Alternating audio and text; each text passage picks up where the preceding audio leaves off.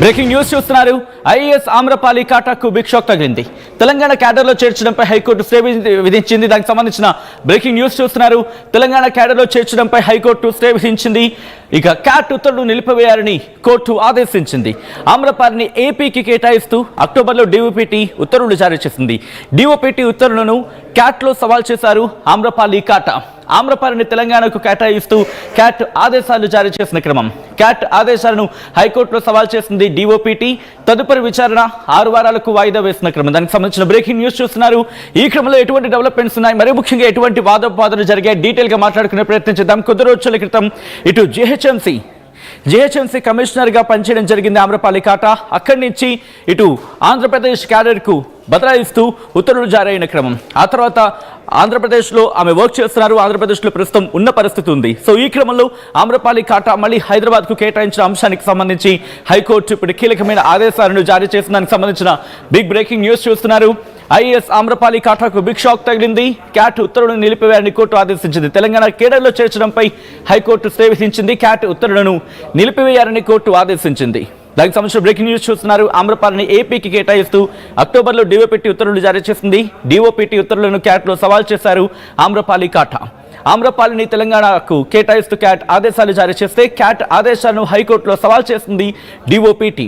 తదుపరి విచారణ 6 వారాలకు వాయిదా వేస్తుంది. డీటెయిల్ ఇన్ఫర్మేషన్ తెలుసుకునే ప్రయత్నం చేద్దాం. మా ప్రతినిధి పవన్ అప్డేట్స్ అందించేందుకు సిద్ధంగా ఉన్నారు. పవన్, ఎటువంటి వాదోపవాదనలు జరిగాయి ఈ సందర్భంగా?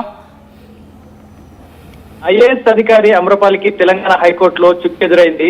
ఆమ్రపాలిని తెలంగాణకు కేటాయిస్తూ క్యాట్ ఇచ్చిన ఉత్తర్వులపై హైకోర్టు ధర్మాసనం తాజాగా స్టే అయితే విధించడం జరిగింది.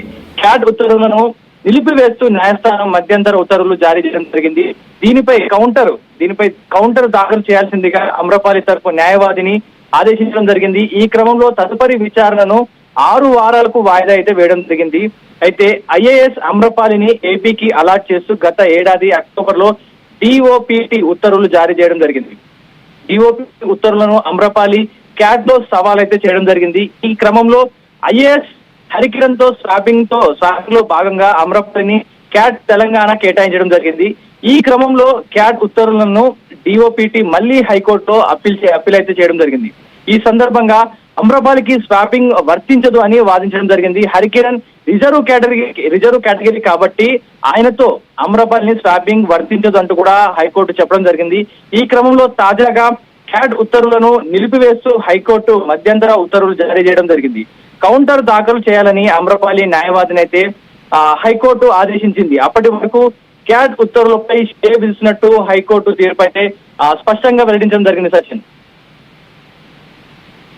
సార్, ఆ రిపోర్ట్కి సంబంధించి మాట్లాడుకునే ప్రయత్నించేది, ఎందుకంటే ఆమ్రపాలి గురించి మాట్లాడుకునే క్రమంలో ఇక్కడ ఆమె పనిచేయడం జరిగింది. జిహెచ్ఎంసీ కమిషనర్గా పనిచేశారు. జిహెచ్ఎంసీ కమిషనర్గా పనిచేసిన తర్వాత మరి ముఖ్యంగా ఇక్కడి నుంచి ట్రాన్స్ఫర్ ఆంధ్రప్రదేశ్కి బదిలీ చేయడం జరిగింది. ఆంధ్రప్రదేశ్కి కేటాయించడం జరిగింది నిజానికి. సో ఆంధ్రప్రదేశ్కి కేటాయించిన తర్వాత ఆమె దీన్ని సవాల్ చేశారు. ఇన్ఫాక్ట్ దానికి సంబంధించి డిస్కషన్ జరిగింది. ఇప్పుడు ఎటువంటి డెవలప్మెంట్ చోటు చేసుకునే అవకాశం ఉందని ఒకసారి మాట్లాడుకునే ప్రయత్నం చేద్దాం. పవన్, 6 వారాల తర్వాత విచారణ జరిగే క్రమంలో తెలంగాణకు కేటాయించే అవకాశం ఉందా, వచ్చే అవకాశం కనిపిస్తోందా? ఆ వాదనలో ఎటువంటి అంశాలు ప్రధానంగా డిస్కషన్కి వచ్చాయి? ముమ్మాటికి తెలంగాణకి మళ్ళీ వచ్చే అవకాశం ఉన్నట్టుగా కనపడతా ఉంది. ఎందుకంటే ఆమె గతంలో కూడా ముందుగా ఇక్కడ జిహెచ్ఎంసీలో కూడా పనిచేయడం జరిగింది. ఇక్కడ తెలంగాణ ప్రభుత్వంలో పనిచేయడం జరిగింది. ఆ తర్వాత ఇక్కడి నుంచి ఏపీకి ట్రాన్స్ఫర్ అక్కడికి విధులకు మార్చడం జరిగింది. ఎటకేళ్లకు మళ్ళీ కూడా తెలంగాణకు మళ్ళీ వర్క్ చేయడం అనే నేపథ్యంలో ఆమె హైకోర్టుని ఆశ్రయించడం జరిగింది.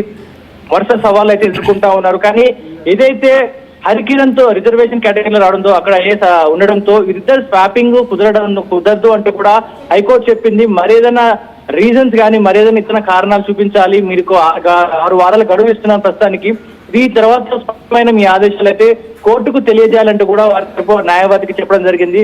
మరి రానున్న రోజుల్లో ఆమ్రపాలి తిరిగి తెలంగాణ ప్రభుత్వంలో విధులు నిర్వహిస్తారా, లేకుంటే ఏపీలోనే కొనసాగే అవకాశం ఉందనపై కొంచెం క్లారిటీ రావాల్సిందిగా తెలుస్తోంది Sachin. Right Pavan, thanks for update. మొత్తంగా అయితే మాత్రం తెలంగాణ క్యాడర్కు సంబంధించి మాట్లాడుకుంటున్న క్రమంలో, ఎందుకంటే గతంలో తెలంగాణ క్యాడర్లో పనిచేయడం జరిగింది ఐఏఎస్ ఆమ్రపాలి కాటా. ప్రస్తుతం ఐఏఎస్ ఆమ్రపాలి కాటాకు అమరపాలి కాటాకు తెలంగాణ హైకోర్టులో చుక్క ఎదురైన సందర్భం.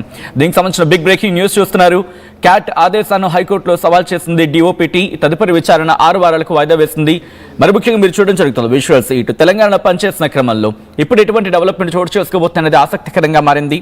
ఎందుకంటే ఐఏఎస్ అధికారిని ఆమ్రపాలికి తెలంగాణ హైకోర్టులో చుక్కెదురైంది. గతంలో ఆమ్రపాలిని తెలంగాణ రాష్ట్రానికి కేటాయించాలని సెంట్రల్ అడ్మినిస్ట్రేటివ్ ట్రైబ్యునల్, అంటే క్యాట్ అంటూ ఉంటాం సాధారణంగా, సెంట్రల్ అడ్మినిస్ట్రేటివ్ ట్రైబ్యునల్ ఇచ్చిన ఆ డైరెక్షన్స్ పై హైకోర్టు స్టే విధించింది. ఇప్పుడు సెంట్రల్ అడ్మినిస్ట్రేటివ్ ట్రైబ్యునల్ జారీ చేసిన ఆ ఉత్తర్వులను నిలిపివేస్తూ తెలంగాణ హైకోర్టు మధ్యంతర ఉత్తర్వులు జారీ చేసింది కొద్దిసేపటి క్రితం. దీంతో ఆమ్రపాలికి ఇటు తెలంగాణ కేటాయింపు విషయంలో తాత్కాలిక అడ్డంకి ఎదురైందనే చెప్పుకోవచ్చు. మరి ముఖ్యంగా హైకోర్టు ఆమ్రపాలికి కౌంటర్, అంటే ప్రతివాదనలు దాఖలు చేయాలని చెప్పి సూచించిన క్రమం. ఈ కేసుకు సంబంధించి నెక్స్ట్ విచారణ 6 వారాలకు వాయిదా వేసినట్లు తెలంగాణ హైకోర్టు